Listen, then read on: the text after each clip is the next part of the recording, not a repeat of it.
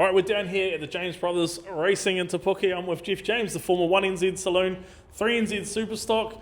Thanks for inviting us down here, mate. It's been a long time coming. Like I said to the boys, you know, I've said the whole time, if I get these new microphones, I'll get in there.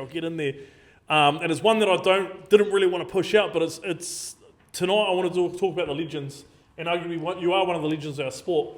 We're seeing over the years, you know, a lot of these legends sort of passing on or not getting ill and not having their story told, mate. So wanted to jump in, have a chat with you, Geoff, mate. Fair enough. You're always having a good yarn at the track and stuff, mate. So, yeah. Where did it all start, mate? For me, as a young fella getting dragged to the track, Te every Saturday night with my old man.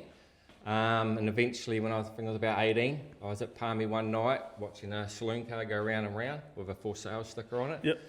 So I went down the pits, talked to the guy, and he said, if you're interested, I'll come to Te next week and you can have a look at it again. So I did that, ended up buying that car, traded my Mazda RX-7 on it. I know. Silly, man. I know, exactly. Worst mistake ever made, but yeah, bought that car, ran that for a season, realised it probably wasn't the most competitive car. Yep. So sold that to the Moffat brothers. Yep. They brought that and brought a Basil Jones Couriga with a decent motor in it, and then started having some success in that car.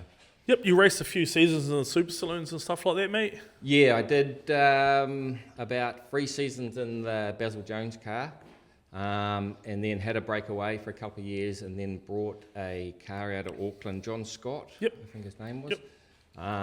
And that's the car I got 1NZ in. So I got 1NZ after a couple of years in that car, and then that was me. I was done with Super Saloons. Time for a break again. Yep. You'd got one up on the brother-in-law already? Yeah, exactly. before he got 1NZ? Yeah. And then after that had a break for a little bit, like I said, and then decided to have a crack at the old stock cars back then. What sort of drew you to the Superstocks, mate? Like, I know a lot of guys, they jump into Super Saloons and they don't really want to jump from Super Saloons to Superstocks or anything like that. They sort of say Super Saloons, sprint cars and that sort of stuff. What drew you to the Superstocks, mate? It's a class I always followed. And like down in Wellington, we had some legends down there at the time. 100%. Tony Mack, Kim Lace, Mosgroves and all that. So it was a really strong class. So that sort of drew me there, was the fact that all those guys were running. So yeah, I bought a Couriga off Roland's with a Ford 6 in it. Ran that for a season and realised I was getting smoked every Saturday night by all these guys, so I needed a decent car. So Murray Gorge built me a car with a Nissan in it, and ran that reasonably successfully for probably 3 years. Yeah, that's that Couriga that you had. That was sort of the last of the Ford 6s. It was the early days of the Toyotas and the Nissans coming out from Hartley and CSL and stuff like that. Yeah. What was it sort of like showing up to the track and you'd been very, very competitive in the Super Saloon and jumping into that Ford 6, you're still semi-competitive, but you get to a place like Palmy and those things with the long legs would just blitz you. What was sort of like that? Were you just straight away like, I need this gone, I need a faster car? No, I think it was good to do that one season in that car because it sort of gave you the experience of running mid-pack and where you need to place your car and stuff. And like some tracks, like go to Stratford, it'll go all right. Once you got the thing up and running and got it moving, it was okay. But as soon as you hit something, you didn't have the power to get going again. So you soon learnt that if you wanted to go fast, don't hit anyone. Yep. Simple. And that sort of worked through into most of my stock car career, actually. You teach Jaden that too? No. I've given up on that. But yeah, I soon worked out if you want to be quick in a super stock back then, you didn't actually have to hit anyone. Just let them wash out in the corner and go under them. It was quite simple. Yep, you're saying you went to a gorge after that. Arguably, for me, in that time period, the most iconic cars ever built. Yep. You had the Hot Rod from Hells, you had the Walkers, you had the Team Green cars, all the gorges were the sexiest cars. Yep. What was it like jumping into one of those, mate? Yeah, it was definitely pretty full on. Yep. Totally different to the previous car. Yep. And way more horsepower as well. So straight away you knew you had something pretty special and you just had to learn to drive it. Be smooth, like Brody said. Yep. Be smooth, fast, and the results will come. So.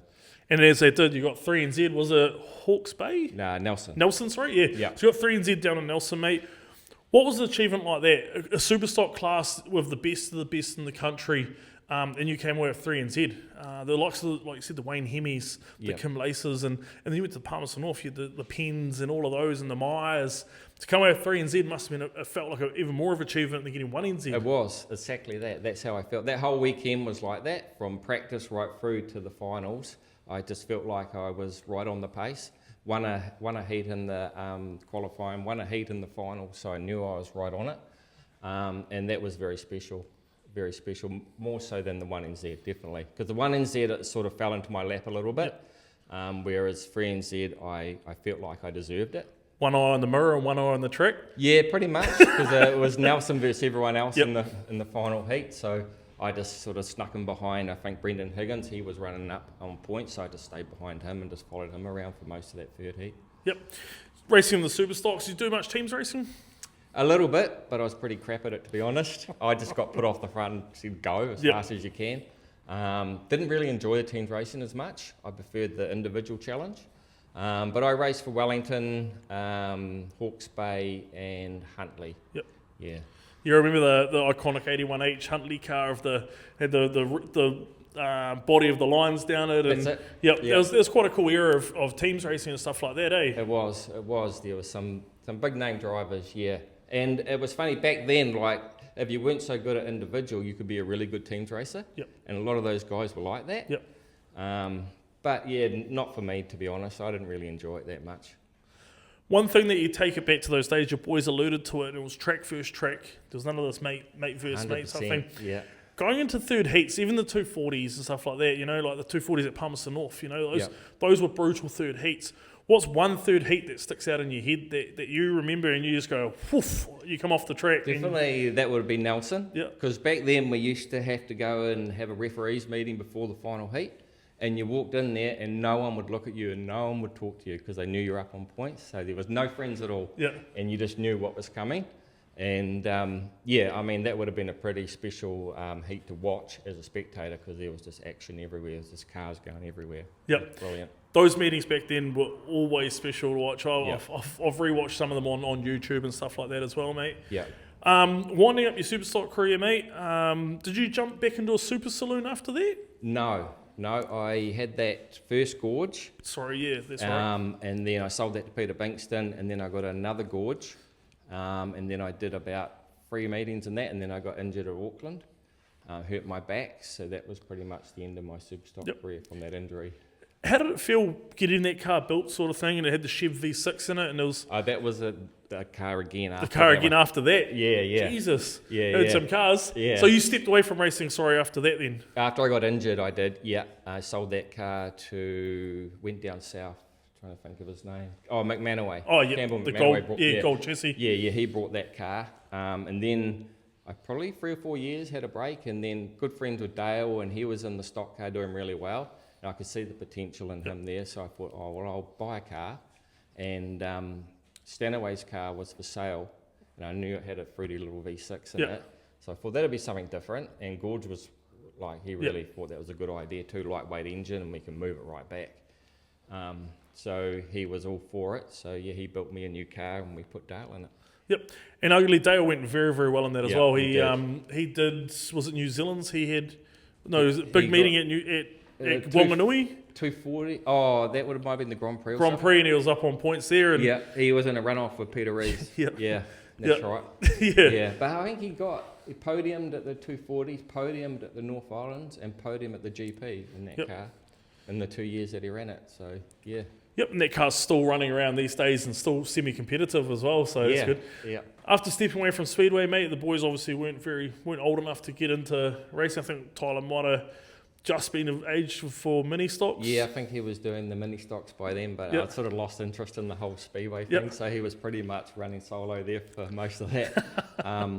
But then I sort of got a bit itchy and wanted to go rallying. Yeah. I always wanted to have a go at rallying, so ended up finding an Audi Quattro.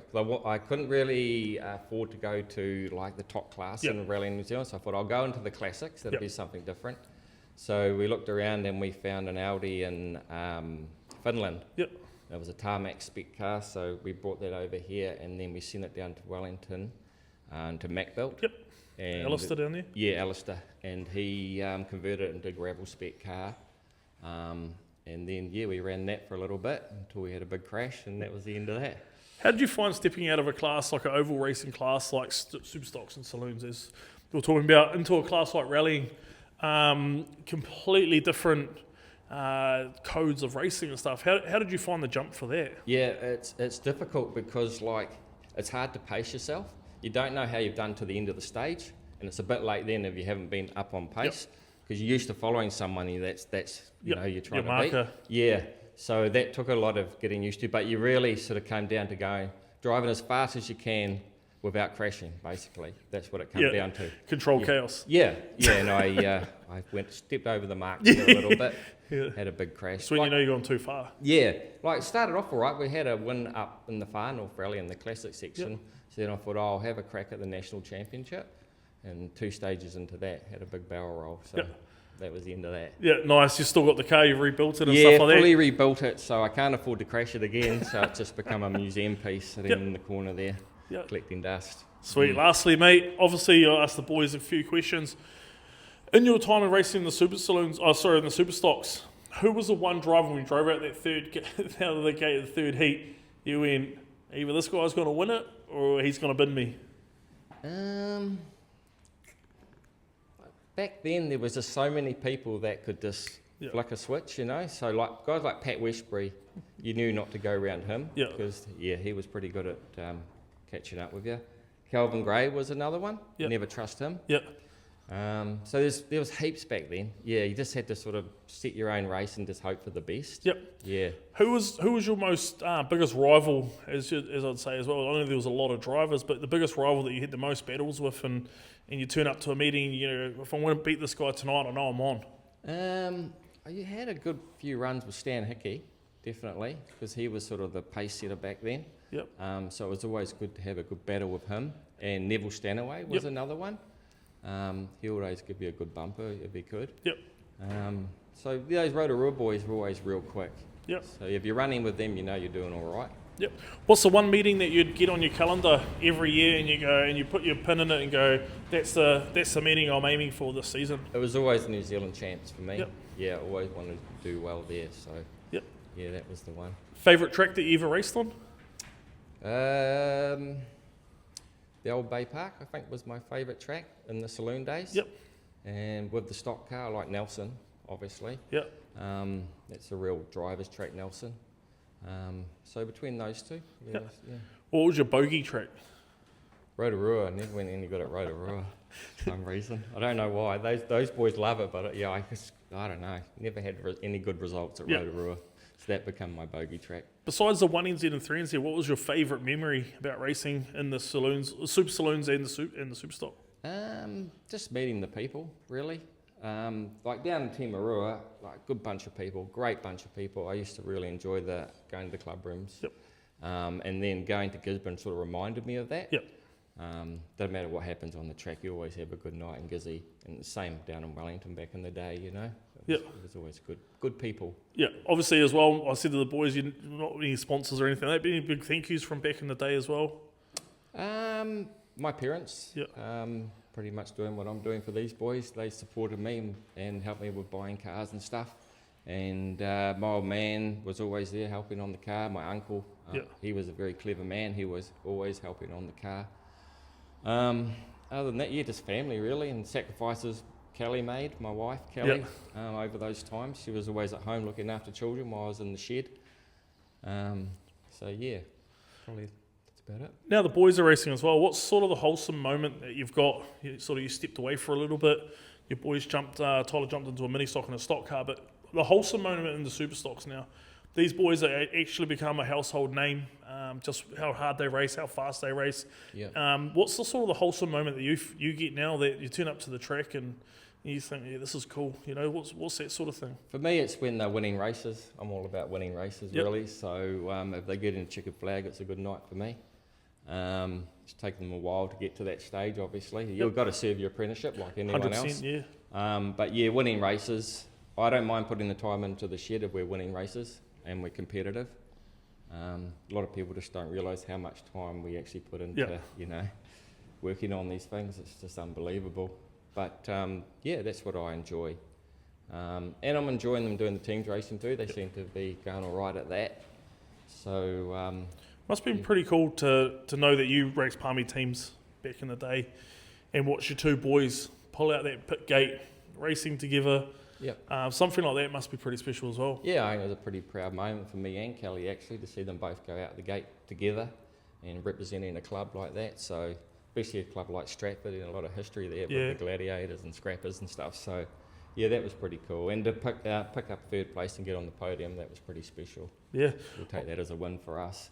Yeah. Anyway, thanks a lot for inviting us down here, mate. It's been a long time coming, and like I said, I'm going to try and get some of these more legends things going and a bit more chats about the past. And yeah, who knows who we've got next. So yeah, thanks for letting me come down here, mate. No, appreciate your Cheers. time. Thank you very much. Cheers. Okay.